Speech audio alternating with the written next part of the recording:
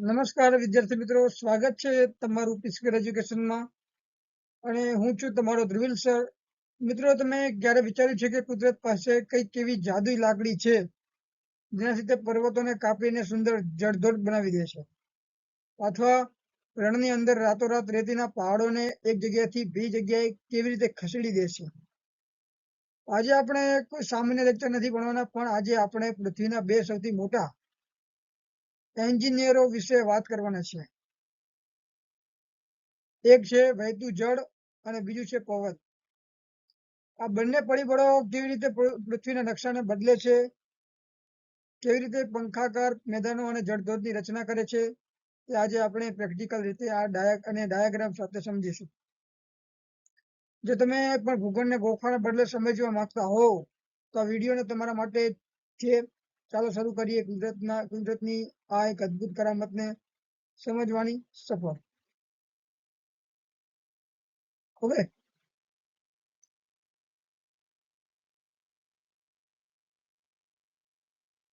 Video શરૂ કરવું એને પહેલા તમે મિત્રો સમજાવું કે વિદ્યાર્થી મિત્રો,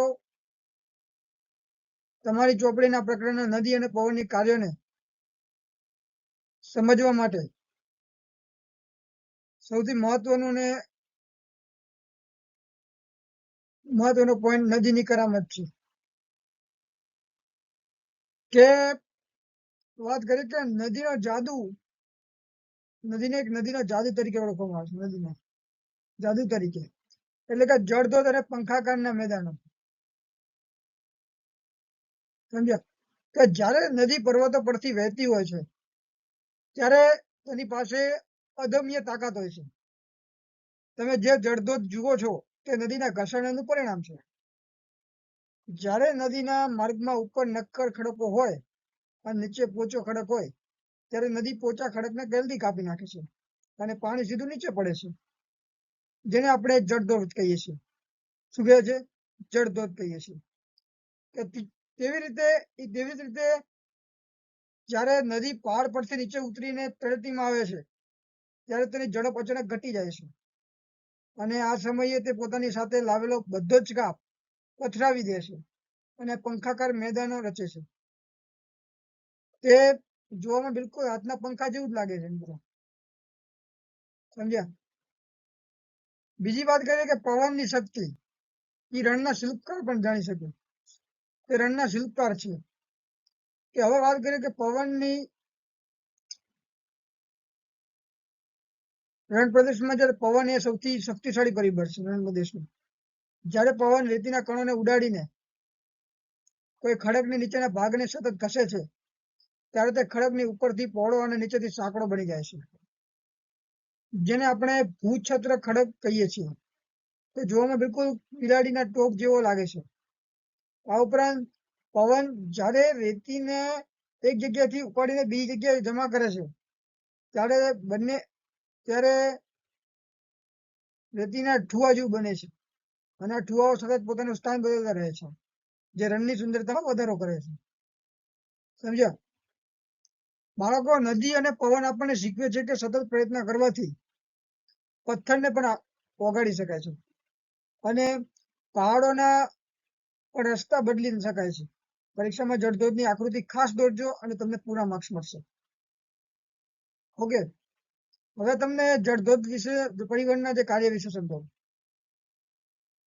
મિત્રો, હવે 7.17 આકૃતિમાં જુઓ.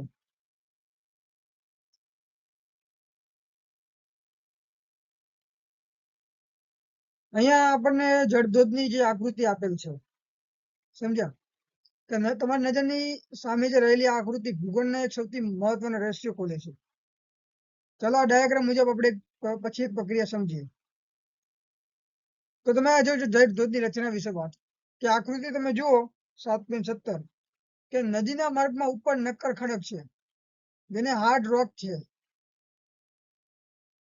અને તેની નીચે પોચો ખડક છે. નદીનું પાણી જ્યારે જોરથી વહે છે મિત્રો, ત્યારે તે નક્કર ખડકને કાપી શકતું નથી, પણ નીચેના પોચા ખડકને ઝડપથી ઘસી નાખે છે. આને કારણે નીચે એક ખાડો પડે છે જેને આપણે પ્રપાત કુંડ કહીએ છીએ. અને જ્યારે પાણી આ ઊંડાઈથી નીચું પડે છે ત્યારે તે જળધોધ તરીકે ઓળખાય છે. સમજો મિત્રો. બીજું અહીંયા જુઓ તમે કે બીજી આકૃતિ વિશે જુઓ તમે, રચનાત્મક પગથિયું છે. વિદ્યાર્થી મિત્રો, નદી જ્યારે પર્વતીય પ્રદેશોમાંથી વહે છે ત્યારે તે માત્ર પાણીનો પ્રવાહ નથી, પણ એક કુશળ શિલ્પકાર છે. તમારી સામે જે આકૃતિ છે તેમાં તમે જોઈ શકો છો કે નદી કેવી રીતે પર્વતોને કોતરીને અદ્ભુત આકારો બનાવે છે. આજે આપણે એમાં ખાસ કરીને રચનાત્મક પગથિયો વિશે ઊંડાણપૂર્વક આપણે સમજીશું. તો વાત કરીએ કે રચનાત્મક પગથિયો એટલે શું? સ્ટ્રક્ચરલ બેન્ચીસ કહેવા જાય ઇંગ્લિશમાં. તો મિત્રો, આકૃતિમાં ધ્યાનથી જુઓ તમે કે તમને નદીની ખીણની બંને બાજુ પગથિયો જેવી રચના જોવા મળે છે. અને આ કોઈ માણસને બનાવેલી પગથિયો નથી, પણ કુદરતીની દેણ છે. જ્યારે નદીના માર્ગમાં ખડકોનો પડ એક પછી એક ગોઠવાયેલા હોય, જેમાં એક પડ નક્કર હોય અને બીજું પડ પોચું હોય, ત્યારે નદીનું ઘસાણ કાર્ય અલગ રીતે થાય છે. સમજ્યા મિત્રો? કે નદી શું કરે છે? તે પોચો ખડકને જલ્દી ઘસી નાખશે, પણ નક્કર ખડકને તોડવામાં તેને સમય લાગશે. આ અસમાન ઘસારણને કારણે ખીણની દિવાલો પર કુદરતી રીતે સીડી જેવા સોપાન બને છે. તેને જ આપણે કહીએ છીએ રચનાત્મક પગથિયા. સમજી ગયા મિત્રો? હવે અહીં તમે જુઓ કે વી આકારની ખીણ જેવું બની જાય છે, યુ જેવું બને અમુક પર. કે આકૃતિમાં તમે જોઈ શકો છો કે નદીનું પાણી ઊંડાઈમાં વધુ ઘર્ષણ કરે છે, જ્યારે ઉપરનો ભાગ ધીમે ધીમે પહોળો થાય છે. આથી અંગ્રેજીમાં તેને યુ જેવો આકાર પણ બનતો હોય છે. હવે વાત કરી કે કોતર અને ગોર્જ વિશે, એ શીખવા જેવું છે. કે જ્યારે ખડકો ખૂબ જ મજબૂત હોય છે ત્યારે નદી પહોળાઈમાં ઘસારણ કરવાને બદલે સીધી ઊંડાઈમાં કાપ મૂકે છે. પરિણામે ખૂબ જ સાંકડી અને ઊંડી ખીણ બને છે, જેને આપણે કોતર કે ગોર્જ કહીએ છીએ. દાખલા તરીકે નર્મદા નદીના જે ફુવારા જે ધ્રુવાધાર જે પાસેની જે કોતરો છે તેવી રીતે એક ઉદાહરણ આપે છે. હવે વાત કરીએ કે આ પ્રક્રિયાનું મહત્વ શું છે મિત્રો. કે વિદ્યાર્થી મિત્રો, કે આ રચનાત્મક પગથિયો જોવામાં સુંદર નથી, પણ તે પૃથ્વીના ભૂસ્તરીય ઇતિહાસને સમજાવે છે.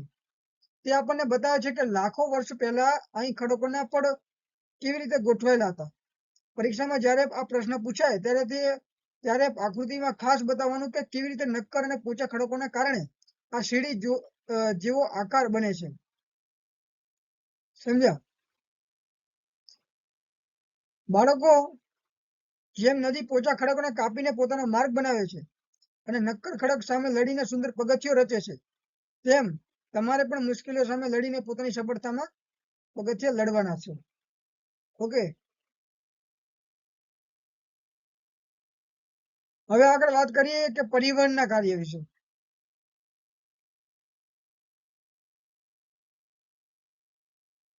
અત્યાર સુધી આપણે જોયું કે નદી કેવી રીતે પર્વતોને તોડે છે, પણ શું તમે ક્યારે વિચાર્યું છે કે તે તોડેલા પથ્થરો અને રેતી જાય છે ક્યાં? તો નદી માત્ર પાણીને વહેવડાવતી નથી, પણ તે શક્તિશાળી ટ્રાન્સપોર્ટ પ્લેટફોર્મ પણ છે મિત્રો. પર્વતમાંથી જે તોડેલા પદાર્થોને આ મેદાનો સુધી પહોંચાડવાના આ પ્રક્રિયાને કારણે આપણે નદીનું પરિવહન કાર્ય કહીએ છીએ. સમજ્યા મિત્રો? કે એનું પહેલું કારણ છે આકર્ષણ, જેને કે ટ્રેક્શન કહેવાય.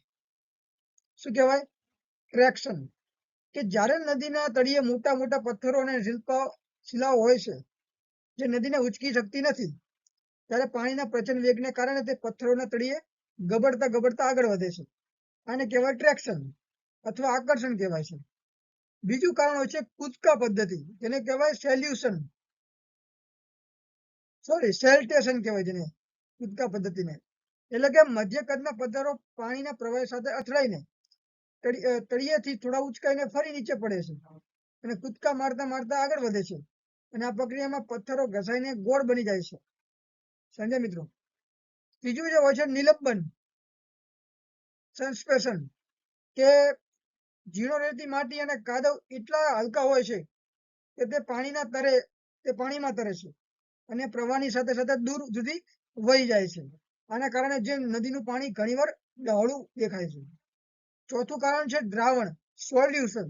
કે અમુક ખનિજો અને રાસાયણિક પદાર્થો પાણીમાં ઓગળી જાય છે. તે નરી આંખે દેખાતા નથી, પણ પાણીની સાથે અદ્રશ્ય રીતે વહન પામે છે. હવે મિત્રો વાત કરીએ કે પરિવહનની અસર કરતા પરિબળો કયા કયા છે. નિયમો કે વિદ્યાર્થી મિત્રો, નદી કેટલા સમાન ઉંચકશે તેનો આધાર બે બાબતો પર છે. પહેલું છે નદીનો વેગ, કે જો નદીનો વેગ બમણો થાય તો તેની પરિવહન શક્તિ એ અનેક ગણી વધી જાય છે, જેને આપણે છઠ્ઠી શક્તિનો નિયમ પણ કહેવાય છે. બીજું કારણ છે મિત્રો પાણીનો જથ્થો, જેટલું પાણી વધારે તેટલું પરિવહન વધુ. સમજે મિત્રો. બાળકો, નદી આપણને એક મોટો પાઠ શીખવે છે કે ગમે તેટલો મોટો બોજ હોય, જો તમારી પાસે પ્રવાહ અને વેગ હશે તો તમે કોઈ પણ બોજને પાર કરી દેશો. પરીક્ષામાં આ ચારે રીતો ગબડવું, કૂદવું અને તરવું અને ઓળંગવું આવી રીતે યાદ રાખજો, એટલે પરિવહનનું કાર્ય ક્યારે ભૂલશો નહીં. બીજું કાર્ય છે મિત્રો નિક્ષેપણનું કાર્ય. હવે મિત્રો વાત કરીએ કે હવે નીચેનું જે નિક્ષેપણના કાર્ય વિશે, કે નદીનું નિક્ષેપણનું કાર્ય મુખ્ય ત્રણ બાબતો રચનાઓ બતાવે છે, બનાવે છે. પહેલું શું છે? પંખાકાર મેદાનો. બીજું છે પૂરના મેદાનો અને કુદરતી પાવ. ત્રીજું છે મુક્ત ત્રિકોણ પ્રદેશ એટલે કે ડેલ્ટા. પંખાકાર મેદાનો વિશે વાત કરીએ કે જ્યારે નદી પર્વત પરથી ઉતરીને સીધી મેદાનમાં આવે છે ત્યારે ઢોળાવ અચાનક ઘટી જાય છે, અને આ સમયે નદી મોટા પથ્થરો અને કાપને પર્વતને તળેટીમાં જ પાથરી દે છે, અને આ કાપનો આકાર હાથના પંખા જેવો દેખાય છે, તેથી તેને પંખાકાર મેદાન કહેવાય છે. બીજું કારણ છે મિત્રો પૂરના મેદાનો અને કુદરતી પાળ, ફૂડ પ્લેન્ટ્સ એન્ડ નેચરલ લીવ્સ, કે જ્યારે નદીમાં પૂર આવે છે ત્યારે પાણી કાંઠા ઓગળીને આજુબાજુના વિસ્તારોમાં ફેલાઈ જાય છે. પાણીની સામે આવેલો જે ઝીણો કાપ મેદાનમાં પથરાઈ જાય છે, જે ખેતી માટે અતિશય ફળદ્રુપ છે. પૂરના મેદાનો બનાવે છે, અને નદીના કિનારે કાપ જમા થવાથી કુદરતી રીતે જ ઊંચી દિવાલો બને છે, જેને આપણે કુદરતી પાળ કહેવામાં આવે છે. ત્રીજું કારણ છે મિત્રો મુક્ત ત્રિકોણ પ્રદેશ, કે આ નદીનો જીવનનો અંતિમ પડાવ છે, કે જ્યારે નદી સમુદ્રને મળવાની હોય છે ત્યારે તેની ગતિ સાવ શૂન્ય થઈ જાય છે, અને નદી અહીં અનેક શાખાઓમાંથી વહેંચાઈ જાય છે, અને પોતાની સાથે લાવેલો બાકીનો બધો જ કાપ જમા કરે છે, અને આથી ગ્રીક અક્ષર એટલે કે ડેલ્ટા જેવો ત્રિકોણ આકાર બને છે. સમજ્યા મિત્રો, કે પૃથ્વી પરના જે સૌથી ફળદ્રુપ પ્રદેશો જે છે આ ડેલ્ટાનો જે હોય છે. દાખલા તરીકે ગંગા બ્રહ્મપુત્રના જે સુંદરબનના જે ડેલ્ટા છે એનો એ પ્રદેશ છે. સમજ્યા? કે બાળકો, વિદ્યાર્થીઓ, તમને વાત કહું કે નદી આપણને જીવનનો મોટો પાઠ શીખવે છે કે યુવાનીમાં સંઘર્ષ કરો, મધ્ય ઉંમરે મહેનતું વહન કરો, અને અંતે તમારા જ્ઞાન અને અનુભવનો લાભ બીજાને આપો, નિક્ષેપણ કરો. સમજ્યા? એટલે પરીક્ષામાં ડેલ્ટાની આકૃતિ દોરવાનું ભૂલતા નહીં, કારણ કે આ પ્રકરણનો સ્ટાર ક્વેશ્ચન છે. ઓકે, હવે આગળ જઈએ તળેટીનું મેદાન વિશે.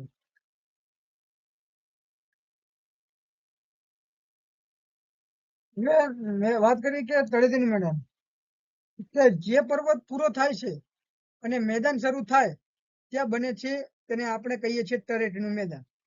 કે જ્યારે નદી પર્વત પરથી ખૂબ જ તીવ્ર ઢોળાવ પરથી નીચે ઉતરે છે ત્યારે તેની પાસે અદ્ભુત ગતિ અને શક્તિ હોય છે. તે પોતાના સાથે મોટા પથ્થરો, કાંકરા અને રેતીને ખસેડી લાવે છે. પણ જેવી જ આ નદી પર્વતની જે તળેટીમાં એટલે કે પર્વતના જે નીચેના ભાગમાં પ્રવેશે છે ત્યારે અચાનક જમીન સપાટ થઈ જાય છે. સમજ્યા મિત્રો? એનું જે પહેલું કારણ હોય છે કે નિર્માણની પ્રક્રિયા, અને નિર્માણની પ્રક્રિયા કેવી હોય છે કે ઢોળાવ ઓછો થવાને કારણે નદીનો વેગ ઘટી જાય છે.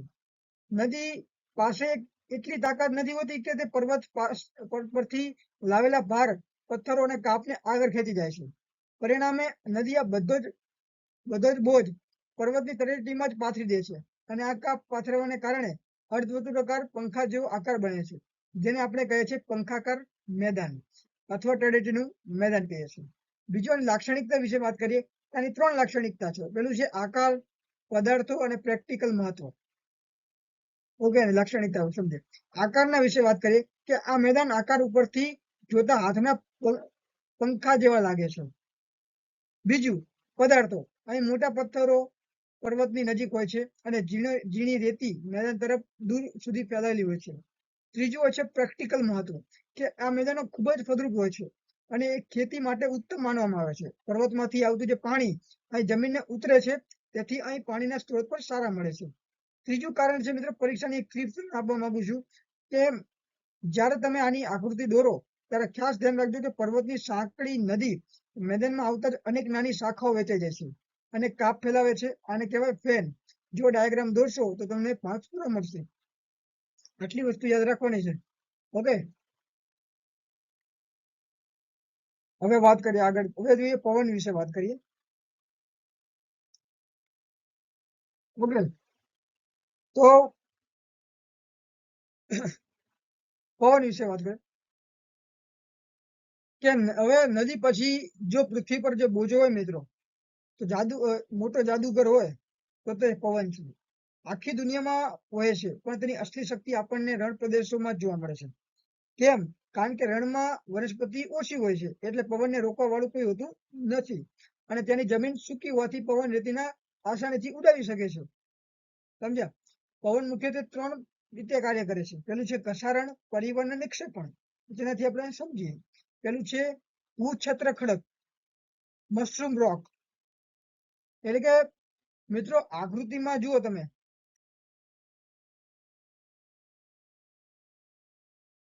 જો અહીંયા જોઈ શકો 7.20 જો કે પવન જ્યારે રેતીના કણો સાથે પ્રચંડ વેગ વહે છે ત્યારે તે રસ્તામાં આવતા જે પથ્થરોના નીચેના ભાગને વધુ ઘસે છે. કેમ?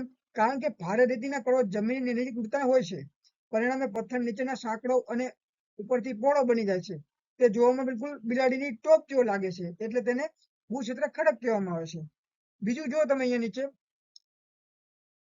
7.23 જો યાર્ડલન્ડ, એટલે કે જ્યારે રણમાં નક્કર અને પોચો ખડકોના પડ ઉભા ગોઠવેલા હોય આવી રીતે, ત્યારે પવન પોચા ખડકોને ઉભા પટ્ટાઓમાં કોતરી નાખે છે. આથી જમીન પર ઊંડી નાળ જેવી રચનાઓ બને છે. તેને કહેવાય યાર્ડન કહેવાય છે. ત્રીજી વસ્તુ છે રેતીના થુવા. ઓકે, જો તમે નીચે જોઈ શકો છો 7.24 કે આનું કારણ શું છે કે આ પવનનું નિક્ષેપણનું કાર્ય કરે છે. જ્યારે પવનના માર્ગમાં કોઈ અવરોધ આવે છે ત્યારે તે પોતાની સાથે લાવેલી રેતી ત્યાં ઢગલો કરી દે છે અને રેતીને ટેકરીઓને ઠુવા કહેવામાં આવે છે. અને જો આ જે ઠુવાના જે આકાર અંધચક્રાકાર હોય તો તેને ભૂગોળના બરખાન કહેવામાં આવે છે. શું કહેવામાં આવે છે? બરખાન. અને ઠુવામાં સ્થિર નથી હોતા, પવનની સાથે તે પોતાનું સ્થાન પર બદલતા રહે છે. બીજી વસ્તુ છે મિત્રો લો એસનું મેદાન. શેનું મેદાન? લો એસનું મેદાન. એટલે કે પવન ક્યારે રેતીના અતિશય ઝીણા કણોને હજારો કિલોમીટર દૂર સુધી ખેંચી નાખે છે અને ત્યાં પાથરી દે છે. ચીનમાં આવેલા આ વિશાળ મેદાનો લોએસના મેદાનો કહેવામાં આવે છે. સમજ્યા મિત્રો? કે પવન આપણને શીખવે છે કે દેખાવમાં તમે ભલે અદ્રશ્ય હો, પણ જો તમારામાં વેગ અને જીદ હશે તો તમે પથ્થરને પણ મનગમતો આકાર આપી શકશો. પરીક્ષામાં ભૂછત્ર ખડક અને બરખાનની આકૃતિ ખાસ દોરજો. ડાયાગ્રામ દોરતી વખતે પવનની દિશા એટલે વાઇન્ડ ડિરેક્શન બતાવવાનું ભૂલતા નહીં. ઓકે,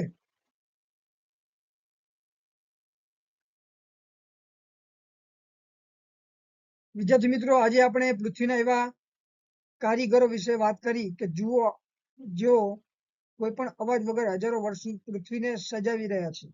આપણે જોયું કે નદી કેવી રીતે પર્વતો કોતરીને જળધોધ બનાવે છે અને છેલ્લે સમુદ્રને મળતા પહેલા આપણને ફળદ્રુપ મેળાનો ભેટમાં આપે છે. પવનો કેવી રીતે રણની અંદર પથ્થરો અને બિલાડીની ટોપ જેવો સુંદર આકાર આપે છે અને રેતીના ઠુવાઓ દ્વારા દરરોજ એક નવો નકશો રચે છે. મિત્રો, ભૂગોળ એ માત્ર ચોપડીના પાના નથી, પણ આપણને જ્યાં રહીએ છીએ ત્યાં પૃથ્વીની કહાની છે. આશા છે કે આજનો લેક્ચર પછી તમને નદીના વળાંકો અને રણના પવનો પાછળનું વિજ્ઞાન સમજાઈ ગયું હશે. પરીક્ષામાં ખાસ યાદ રાખજો, પહેલું જળધોધમાં નક્કર અને પોચો ખડકના ડાયાગ્રામ દોરવાનો છે. બીજી વસ્તુ ધ્યાન રાખવાની છે, પંખાકાર મેદાનોની ટાઈટી વાળી આકૃતિ વિછાવવાની છે. ત્રીજું છે ભૂછત્ર ખડક અને બરખાન અને પવનની દિશા દર્શાવતું ચિત્ર.